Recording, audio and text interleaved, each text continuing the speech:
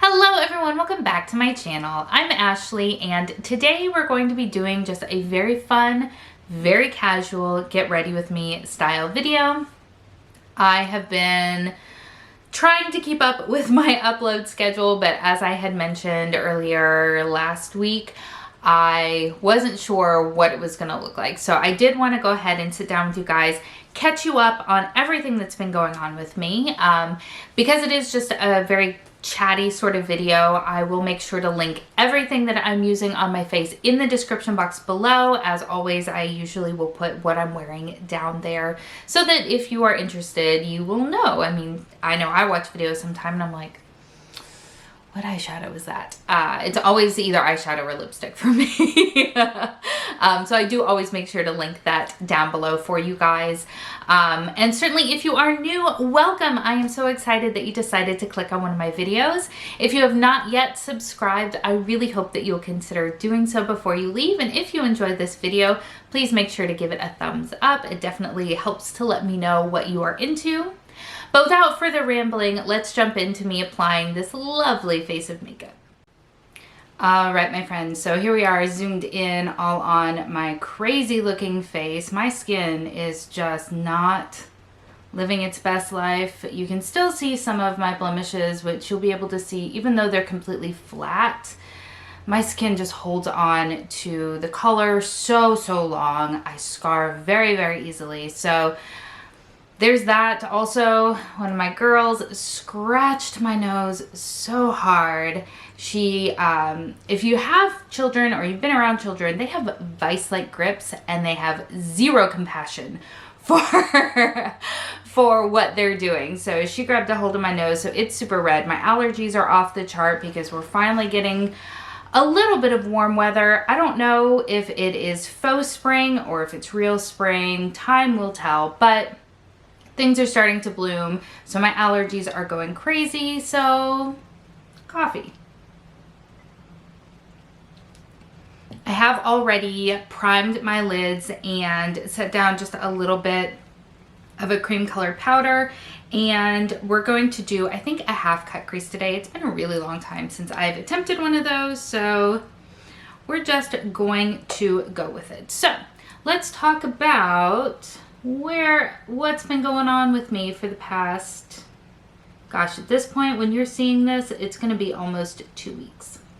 So I had put a comment up on my community tab letting you guys know that things were going to be a little bit wonky, and I didn't really give a lot of explanation as to why, because we really weren't sure what was going to be going on sort of long term. I just mentioned that I had some family stuff going on. So I did want to take the opportunity to kind of tell you what it was. So on the 21st of February, it was a Sunday, and my husband had gone out to go see a mutual friend of ours. He is actually a very, very good friend of ours, and he had asked my husband to fix his computer. So my husband was like, yeah, of course. I mean, that's what my husband does. He's in IT. So he drove out to our friend's house to go pick it up, and he was there for probably, I don't know, 20 minutes or so. He, you know, my husband and I have been taking this pandemic very, very seriously. In fact, we have now been quarantined for almost a year at this point. We started quarantining on March the 17th of 2020. Things were starting to really heat up here in the United States, and we were starting to see cases actually here in the States instead of just abroad. My husband and I try to keep up on, you know, world news as well as, you know, local stuff that's going on. And so we have been following it pretty closely, because once it spread to Europe, we were like, okay, I mean, this is just a matter of time. This is not going to be contained to China the way that some others had been. So with SARS, for example, it needs, and forgive me for any of you that are much more in the know when it comes to this types of stuff. I am just trying to regurgitate what I have read, and so if I don't do it properly, I sincerely apologize. But it didn't stay alive in the host long enough to spread in the way that the current COVID is. So it didn't make it out of kind of where it was in the way that it has now. So we have been kind of, watching all of this very closely. And when it was spreading to Europe and it was, really showing itself to be much more of a threat than some other things had been, we were paying very close attention, partially because at that time I was very, very pregnant with my twins, and I am considered high risk because I am a little bit older and because of twins and the whole 9 yards. So we started self-quarantining on the 17th of March 2020. And we've been, like I said, taking it very, very seriously. My husband is an ex-smoker. He smoked for a very long time, basically until he met me and decided, hey, this is someone that, I kind of want to make a life with and have a family with, and, I need to start thinking about those things. And so he actually quit smoking when we started getting serious, which was amazing. It was amazing because he smoked a lot. I mean, he was a heavy smoker at the time that I met him, and I'm in awe of him because that's a very, very difficult thing to do. So we were, as I've said a bunch of times now, taking it very seriously. And that really hasn't changed, even as things kind of, what am I doing? I need to focus on what I'm doing. Even as restrictions and guidelines have sort of ebbed, we were always very, very careful, very, very careful. And so when he went over to our friend's house, he made sure to wear his mask and do everything, that we've been doing for a year now. So he was over at our friend's house for, like I said, probably 20 minutes, 25 at the most. And while he was wearing his mask, our friend wasn't, which we didn't really, and I'm going to say we a lot, but the reality is I was not there.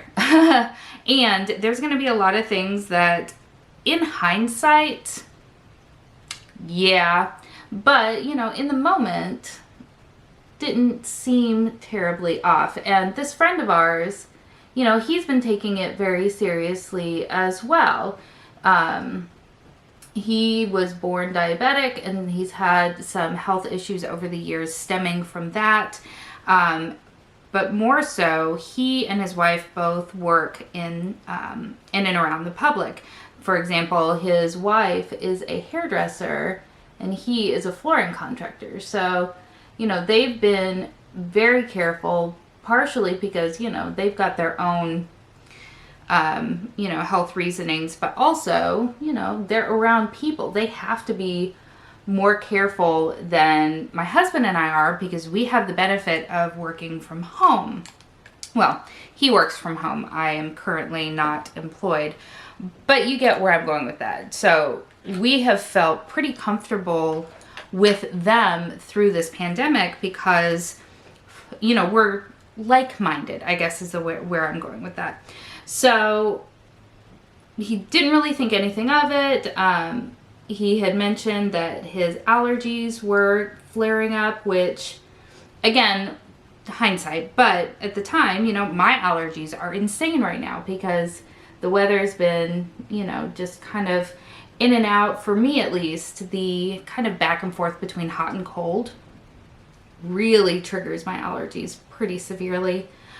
So there's that. And then his wife was upstairs with a migraine, which didn't really think anything of that because, to be honest, she doesn't typically socialize with us very much. So, saying, oh, my wife's upstairs with a headache is just kind of an easy way to explain away her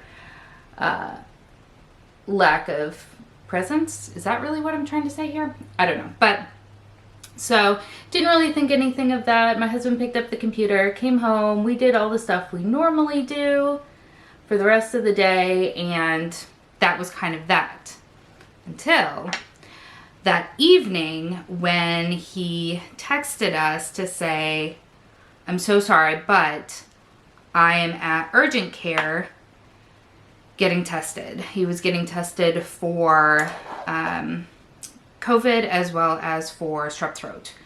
So we immediately panicked.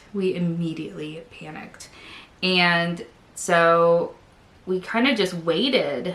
And then about 20 minutes after his original text, he texted back and he was like, I'm so sorry, but I'm positive for COVID. And it was a very, very scary moment. My husband immediately just went up and locked himself in his office, literally. And so that's where he stayed. I mean, there's no other way to put it. So that meant that, you know, I had all of the responsibilities of the household and of the kids and everything, which, to be honest, isn't too terribly different than any other day. I am, you know, the primary caregiver of our kids and stuff like that. But, you know, my husband does a lot around the house and with the kids and things like that, you know, after work and on the weekends. And, you know, it still was a big deal. And I'm not minimizing that in any way, at least not intentionally. So that was really very, very scary. So when reading about, you know, when to get tested after possible exposure and things like that, we realized that the best time to get tested is usually 5 to 7 days after possible exposure. So since this was Sunday, that meant the whole week just being in his office. And then even then, you don't always get immediate results. And the reason that I say that is because we reached out to his doctor, obviously, and tried to schedule a time. And they were like, well, you know, what you read online is correct. You really do want to wait a little bit before coming in. So that meant that he wasn't going to be able to go in and get tested until Friday at the earliest. But when it comes to testing, there are two types of tests. There is the rapid test, and then there is the longer test. And I genuinely do not remember what it's called, so I apologize for that. But the rapid test is really good for letting you know when you're positive, confirming positive. When it comes to negative, unfortunately, the rapid test is not as reliable. So you have to send it off to get like full-on proper testing at the lab. So when he went on Friday, he got both of those done, of course, and the rapid test came back negative, which was great. He had not had any symptoms, and like I said from the beginning, you know, the whole time he was there, he wore his mask. It was just our friend who didn't, because it was his house. And I mean, he's been over to our house once or twice. He's actually the one that helped us build the playground for my kids, and he came and helped us when we had to dispose of our couch. So, I mean, he's been over here a couple of times. I didn't wear my mask when he was just in our house because I was, you know, more than 6 feet away and all that kind of stuff. So it wasn't terribly weird that he wasn't going to wear his. When he's been over to our house, he's always worn his mask. So I feel like I'm losing some of the cut crease aspect because I'm talking, but I don't think it looks bad. I just don't think it looks like it did in my brain. But then again, what does? So yeah, that's where all of that was. So my husband on Friday got tested. The rapid test came back negative, which was great and what we were kind of expecting, because we were really doing this in the hopes that it was just a precaution, because like I said, we felt like his exposure would have been minimal.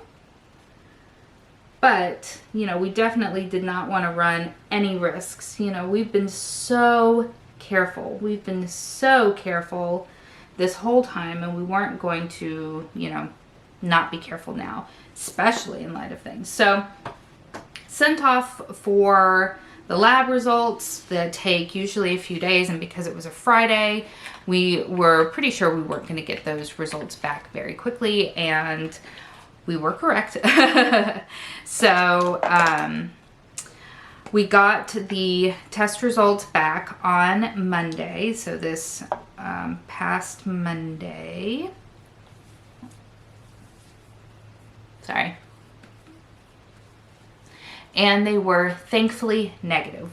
So that was awesome. And my plan when it came to filming and editing and all that kind of stuff, my plan was that once we got the test results back and they were hopefully negative, then because I didn't get a chance to film over the weekend, because when I film, my husband is keeping an eye on the children. Either some of them are napping or whatever the case may be, but he's hanging out with them so that I can sit down and do some filming. So that's why things are kind of wonky as far as my uploads went. And I need lots of coffee. So because he wasn't able to do that and I wasn't able to film, I was thinking to myself, okay, so if we get our test results, his test results back on Monday, then that means that during the week, provided he's negative and everything's fine, then during the week on his lunch break and things like that, I can try to film and get caught up. And that would have worked, except my son got the throw ups again. I don't know what is going on with that poor kid. Hold on, I need a brush. I need to grab my face brushes. They were on the floor next to me. Because like I said, I'll have to show you guys at some point. The little table that I film on is so tiny. It is so tiny. So yeah, like I said, it would have worked just fine, except my poor kid got the throw-ups again. And I don't know what's going on with him. We took him to the doctor. I think I mentioned we took him to the pediatrician a few weeks ago now. And he had blood drawn, and they did a whole blood panel on him to make sure that like all of his organs were functioning properly and things like that, just to rule out things like Crohn's and ulcerative colitis and things like that. And thankfully, the blood tests all came back really good. All of his organ functions are normal, and we could pretty effectively rule out some of those issues, which I was definitely glad about, because those are lifelong issues, you know. My heart goes out to people that suffer from those types of conditions, because they're rough. I've known people with Crohn's disease, and it's really rough. So ruled that out, and so his pediatrician was like, well, if it happens again, let me know, and we'll probably schedule some time with a pediatric gastroenterologist. Sorry, that was for some reason very difficult to say. So I had been hopeful, because it seemed like things were getting a little bit better, and we've ruled out allergies for the most part, because I mean, unfortunately, he is a picky eater. He doesn't have much variety in his food at the moment. I mean, he's 3. Most 3-year-olds are pretty picky, but it's not like he's eating anything out of the ordinary. Like, please don't judge me, but my kid, 9 times out of 10, for dinner, he eats tortilla pizza, which is literally a tortilla with pizza sauce and mozzarella cheese that I have toasted up. That is the only thing that this child wants to eat. He eats a ton of fruit as well. So, I mean, he is getting a little bit more nutrition there. He's not huge on veggies, but I can get him to eat peas more often than not. So at school though, he eats a ton. His teachers have always commented what a great eater he is and things like that. And I just laugh in astonishment really, because he won't eat at home for me. He won't eat the things that I cook, but at school, he is all over it. And they have always just said, you know, there's a lot of power in the group mentality and the fact that the other kids are eating it, so he's going to eat it. But at home, you know, he can be as picky as he wants to, which is something that we're going to address, but I'm not going to lie, I haven't had the energy as of late. But I mean, it is something we're going to address. It's just not been a huge priority because he does eat so well at school. So yeah, he ended up being sick, so I was not able to film during the lunch breaks and stuff like that, because obviously he was not in school while he was sick. And I tried really hard to keep some content going up. I had a couple of extra videos that I was going to be posting as just like bonus videos, because February is a shorter month anyway, and the way that weekends fell and things like that, I was just going to have extra content anyway. So it thankfully worked out, and I was able to keep some new stuff going up, although last week I know it was not on the days that it usually is, so I apologize. I genuinely did the best that I could to keep the content flowing.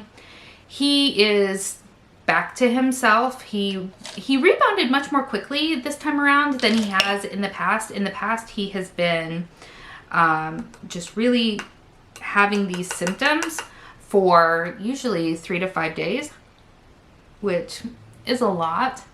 But it's only at night. Like during the day, he's fine. He has his appetite. He's got his energy. Things are good. Things are normal. And then he wakes up in the middle of the night super sick. Like, it's so strange. So we're probably going to have to do that sometime in the near future. But he was only sick for a few days this time, which I'm so happy about. But like I said, it definitely prevented me from getting stuff filmed. So what that means is that, oh, I'm sorry, you probably hear my dogs barking because there's something at the door. What that means is that next week, be prepared for a lot of Ashley, because I am so behind on my Project Pan updates. So I haven't been able to update you on my tiny pans. I haven't been able to update you on A to Z. And the other thing that I know I'm going to have go up is Trash or Treasure. So all of those will be going up next week, and you're going to have to get used to my pretty face showing up in your feed a whole bunch. And I appreciate all of the love and support for sure. So that is everything that's really been going on with me. You know, I am definitely grateful that things are getting back to seemingly normal in my house, but it's going to be an interesting month. We had hoped, sorry, doing my under eyes a little bit. You know, the girls, they're turning a year old this month. Can you guys believe that?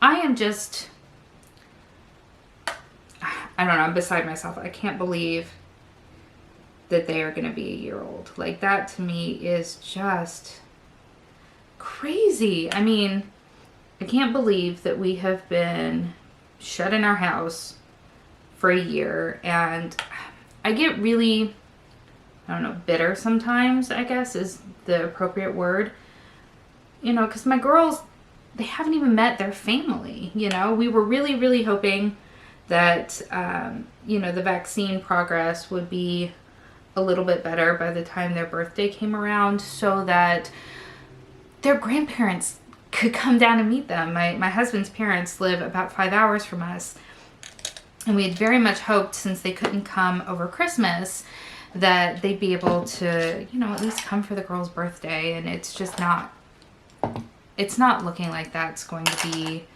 a possibility. I mean, they'll come as soon as they can come, but you know, his parents are older, and you know, we don't want to run any risks with anybody's health.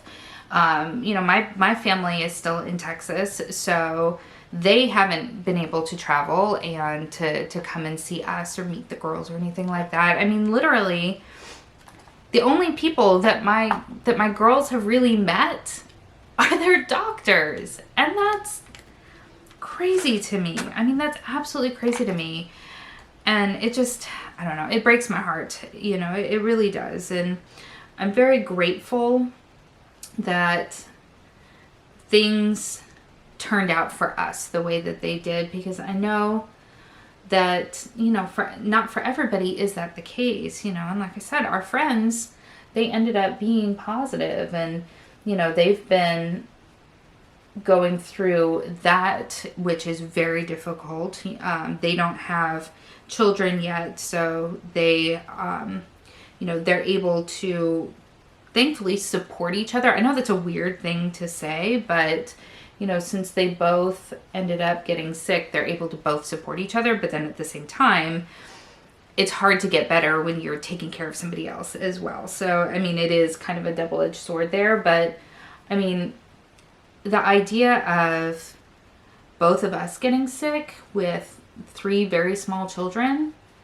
is a very, very scary, very, very scary thing. And certainly, you know, we don't want to be responsible for spreading it to others, you know. So it's just, it's been rough. And sometimes I get kind of angry and kind of resentful, especially on social media, when I see what appears to be so many people just out there living like this isn't going on. It's difficult for me. So I've really struggled a lot with that aspect of things. So I'm really bummed out that the girls are about to be a year old here in a matter of weeks. You know, and they came into this world with just me, and they're, of course, they're doctors and they're nurses and everything. And I absolutely credit the hospital that I delivered in for just having outstanding care for us and for me, especially since my husband wasn't there because he was at home with, you know, our 3-year-old. But it breaks my heart that we're still in this position, and they don't know a life outside of our home. I mean, yes, we go on walks and things like that, but they don't know a life outside of our home, and that is just so profoundly sad to me. So I'm very much hoping that, you know, maybe by my birthday's in June, you know, maybe we can do just like a big celebration with tons of you know, friends and family, and we can celebrate my 40th, as well as, you know, a belated first birthday for them. And I don't know, that's just kind of my hope and, I don't know, daydream maybe. I don't know. Yeah, that kind of took a bit of a weird turn, I'm sorry, in my brain when I was kind of thinking about, you know, what I wanted to talk about and, you know, what I wanted for this video. I hadn't intended to really go there, so I definitely apologize for that sort of heavy turn there, but it's what was on my mind, I guess. And I'm using right now Becca face palette that I pulled in for my Shop My Stash, which is the only thing that I have filmed since then, and that has already gone up because I definitely felt like that would be something that I could film without having to, you know, go through the whole process of, you know, preparing and getting ready. If you make content, then you know exactly what I'm talking about, but you don't just sit down and start filming. You know, there's a lot of stuff that goes in. All right, not sure where my memory card decided that it wanted to crap out on me, so I apologize. I'm sure I was just rambling because that is what this video and many of my videos are. But so my Shop My Stash was the only thing that I was able to film since all of this started. And oh yeah, Becca, sorry, got so derailed. I do that a lot. I got so derailed.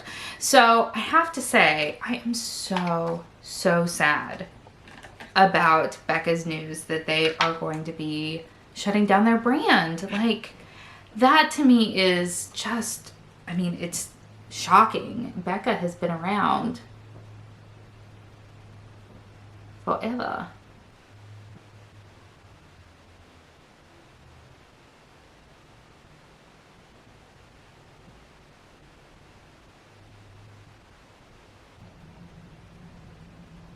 All right, I don't know why I thought I could talk and apply eyeliner. Like, that has ever been something I've been able to do.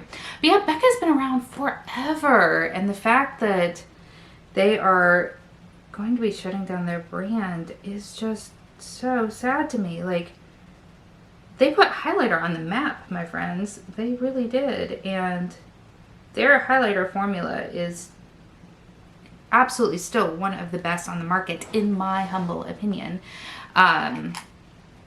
Yeah, it's just shocking to me. I don't know. There have been some really good videos that have come out about this. I will try to link them in the description box below, but Hannah from Smoky Glow did a really good one. Kelly Gooch did a really good one. So I'll get those linked in the description box, because it is an interesting sort of kind of situation, because, you know, one of the things that they said is that Becca has had a failure to innovate. And I definitely get where they're coming from. At the same time, though, I feel like they attempted to innovate. They just missed the mark. I mean, if you think about some of the things that they've done, they've been kind of a little bit out there, I guess. You know, but they definitely didn't hit the way that the brand had wanted them to, I'm sure. So, but one of the questions that both of them sort of raised was, you know, who's next? Is this signifying kind of a bigger issue among many of the OG brands? And it's kind of an interesting and concerning thought, you know? I don't know. I mean, you guys know I've always been a big proponent and supporter of indie brands. I feel like they definitely are where the innovation is, and that's, for me, super important. You know, one of the things that I had talked about is that I'm really tired of the same old, re-releasing the same makeup over and over again with different packaging, you know, and that's something that both of them sort of touched on as well. Whereas indie brands, they are where the innovation is. And that's something that, for me at least, is very interesting and attractive. So it will definitely be interesting to see kind of what happens over the coming year, because I think that with everything that's been going on and the economy being what it is, and things like that, I think that it could definitely herald a much more significant decline in the makeup space as a whole. And while that is definitely very sad, I do think it's kind of also exciting to see the prospect of some of these indie brands that are doing some really just top-notch stuff rising to more prominence. And it's definitely going to, you know, beg the question of, you know, who's it going to be and how is that going to affect them as a brand, right? Because I'm sure that, you know, these big name companies, they got to where they are because of the innovation that they were doing at the time and the popularity that they were garnering at the time. And then they kind of fell off a little bit. You know, they got comfortable, I guess. And I might be reaching dramatically. I mean, I obviously I don't know the inner workings of any of these companies, or, you know, certainly not their finances or ledgers or anything like that.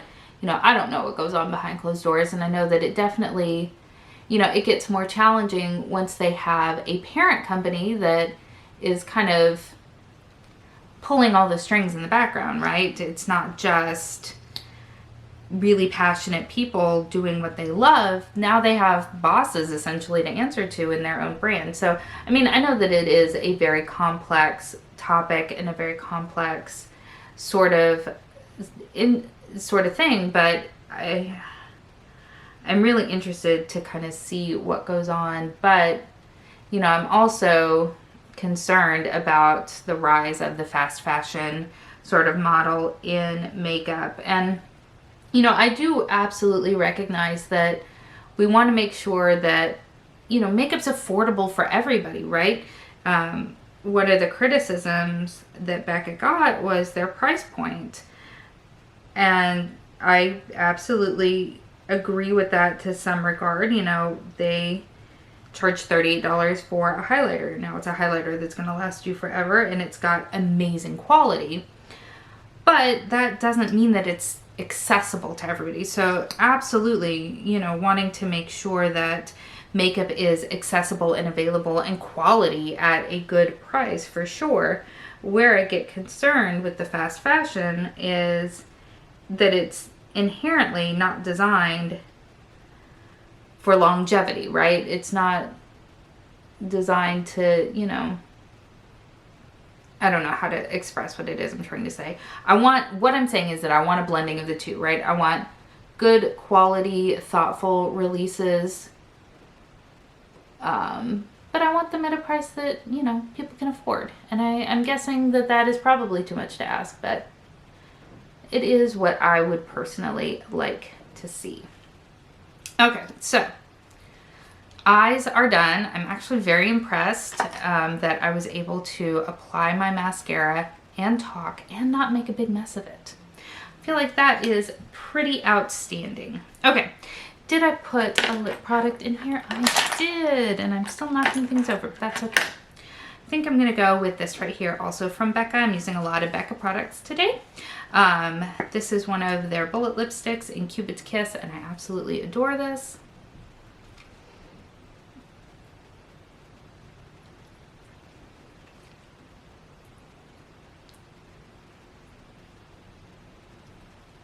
I feel like it's going to complement my very loud eyes quite nicely. So, my bangs, as usual, are an insane mess. Okay, let me go ahead and jump off camera, apply my brows, and then we'll come back for some closing thoughts.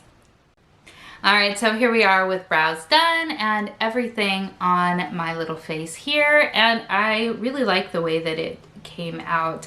I haven't done fun bright eyes in a while. In fact, I haven't really worn makeup in close to 2 weeks at this point, so it feels really good to, you know, sit down, hang out with you guys, put some makeup on my face, and kind of just get you up to speed with what's been going on with me. So I'm hoping that March is a much better month. I have a lot of content planned for you guys. Hopefully I will be able to execute on it, but I'm really excited to kind of bring some additional things to my channel. I love project panning, you guys know that will never change, but I also want to have more than just panning on my channel. So I have some stuff planned. Hopefully you will like what I'm doing, but as always, I do want to hear from you. What are some of the things that you are liking? What are some of the things that you can do without? I would really love to know, because at the end of the day, I can love making content, but if nobody else cares about it, then kind of is a miss at that point. So definitely let me know what you think. And I hope that you guys are going into an amazing weekend, and I can't wait to see you guys on Monday to kick off a very heavy Ashley-centric week. Thank you so much for spending some time with me today. I hope that you're having an amazing day, and I will see you next time. Bye.